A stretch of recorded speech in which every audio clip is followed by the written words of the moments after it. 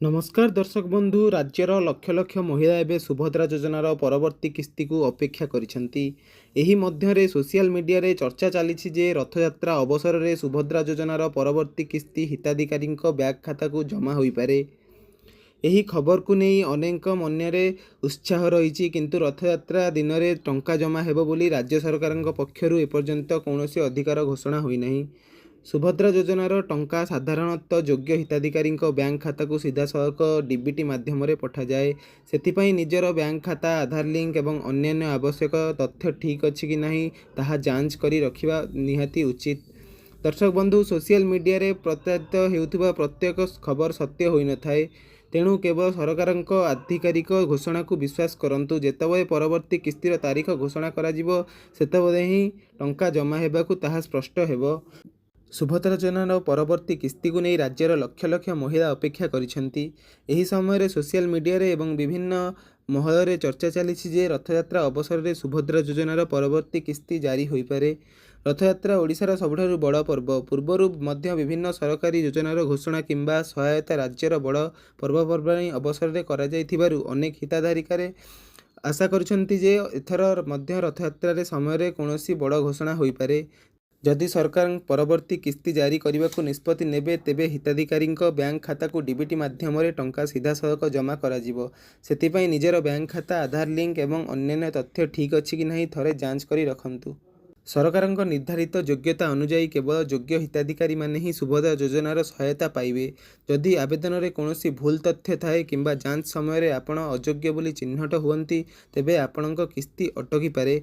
जेउमानंक आधार एवं बैंक खाता परस्पर सह लिंक नहीं सेमानंक खाता को टंका जीवार समस्या होई पारे। यह छड़ा बैंक खातार विवरणी भूल थिले आवेदन रे त्रुटि थिले किंबा जांच प्रक्रिया असंपूर्ण थिले मध्य किस्ती अटकी पारे। सरकार जदि जांच रे देखंती जे कोनोसी आवेदन योजनार नियम अनुजाई योग्य नुहंती तेबे सेही आवेदन को टंका मिलिबो नहीं। तेणु हिताधिकारी मानंकु परस्पर करि दिया जाउछि जे निजर समस्त तथ्य ठीक अछि कि नहीं जांच करंतु एवं आवश्यक हेले समयर संशोधन करंतु। दर्शक बंधु मने रखंतु किए टंका पाइबे एवं किए न पाइबे नहीं ताहार चूड़ांत निष्पत्ति सरकारक जांच एवं अधिकारिका तालिका अनुसार हेबो। तेणु कोनोसी गुजब किंबा भूल सूचनार विश्वास करंतु नहीं। अनेक हिताधिकारी आवेदन रे नाम रे बनान भूल आधार नंबर त्रुटि बैंक खातार विवरणी भूल किंबा मोबाइल नंबर अपडेट नथिबा भई समस्या देखा जाउछि। एभई त्रुटि थिले डीबीटी माध्यम रे टंका जमा हेबार बाधा सृष्टि होई पारे। सर्वप्रथमे निज आवेदन रे समस्त तथ्य जांच करंतु। जदि कोनोसी भूल देखिबे तेबे निज ग्राम पंचायत कार्यालय मो सेवा केंद्र किंबा संपर्कित सरकारी कार्यालय रे जोगाजोग करंतु। सेठारे आपणको आवश्यक प्रक्रिया विषय रे सूचना दिया जिवो एवं योग्य हेले तथ्य संशोधन करा जिवो। Aadhaar card bank passbook mobile number और अन्यान्य आवश्यक दस्तावेज सहित जाई संशोधन पई आवेदन करंतु। जांच परे तथ्य अपडेट हेले परवर्ती किस्ती जमा होबार संभावना नहीं। दर्शक बंधु एपर्यंत सरकार पक्षर समस्त प्रकार त्रुटि संशोधन पई कौनसी एक विशेष अभियान घोषणा करानी। तेणु कौनसी गुजब्रे विश्वास न करी केवल सरकार निर्देश अनुसार पदक्षेप नियंतु। तेणु जदि आपण सुभद्रा योजनार हिताधिकारी आज निजर समस्त तथ्य थरे जांच करंतु। कौनसी त्रुटि थिले तुरंत संपर्कित कार्यालय रे जोगाजोग करी संशोधन करांतु। जहाँफल परवर्ती किस्ती पाइबारे कौनसी असुविधा होइबो नाही। वर्तमान सबुठारु सूचनीय जिनिस हेउची समस्तंक मनरे गोटिए प्रश्न काहाकु मिलिबो सुभद्रा योजनार परवर्ती किस्ती। सुभद्रा योजना अधीन रे सही महिला माने सहायता पाइबे जेउमानंक आवेदन सफल भाव अनुमोदन होईची एवं सरकारंक हिताधिकारी तालिका नाम रही। जेउमानंक आधार कार्ड बैंक खाता सह लिंक होईची बैंक खाता सक्रिय अछि एवं आवेदन रे कोनोसी त्रुटि नाही सेमानंक खाता को किस्ती जमा हेबो। जदि आपणक आवेदन जांच प्रक्रिया रे सठिक करा जाईची एवं आपणक सरकारंक योग्यता नियम पूरण करिसेंती तेबे परवर्ती किस्ती जारी हेले टंका सीधा सड़क बैंक खाता को डीबीटी माध्यम रे पठा जिवो। जेउ महिला माने सुभद्रा को योजना को किस्ती पाई सारिचंती एवं सेमानंक तथ्य रे कोनोसी समस्या नाही सेमानंक मध्य परवर्ती किस्ती पाइबार संभावना रहिछि। जदि सेमाने योजनार समस्त नियम पालन करुछंती ताहेले मने रखंतु परवर्ती किस्ती काहाकु मिलिबो ताहार चूड़ांत निष्पत्ति सरकारंक अधिकारिक हिताधिकारी तालिका एवं जांच प्रक्रिया उपरे निर्भर करा। ଯଦି ଆପଣଙ୍କ ଆବେଦନରେ ମଧ୍ୟ କୌଣସି ତ୍ରୁଟି ଅଛି ତାହାକୁ କେମିତି ସୁଧାରିବେ ଆସନ୍ତୁ ଜାଣିବା। ସର୍ବପ୍ରଥମେ ନିଜର ଆବେଦନରେ ସମସ୍ତ ବିବରଣୀ ଯାଞ୍ଚ କରନ୍ତୁ। ଯଦି ନାମର ବନାନ, ଆଧାର ନମ୍ବର, ଜନ୍ମ ତାରିଖ, ବ୍ୟାଙ୍କ ଖାତା ନମ୍ବର କିମ୍ବା IFSC କୋଡ଼ର କୌଣସି ଭୁଲ ଥାଏ ତେବେ ତାହାକୁ ସଂଶୋଧନ କରିବା ଜରୁରୀ।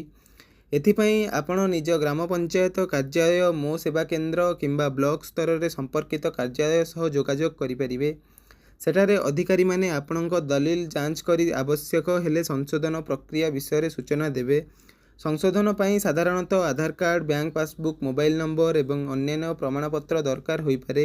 ତେଣୁ ଏହି ଦଲିଲଗୁଡ଼ିକୁ ପ୍ରସ୍ତୁତ ରଖନ୍ତୁ।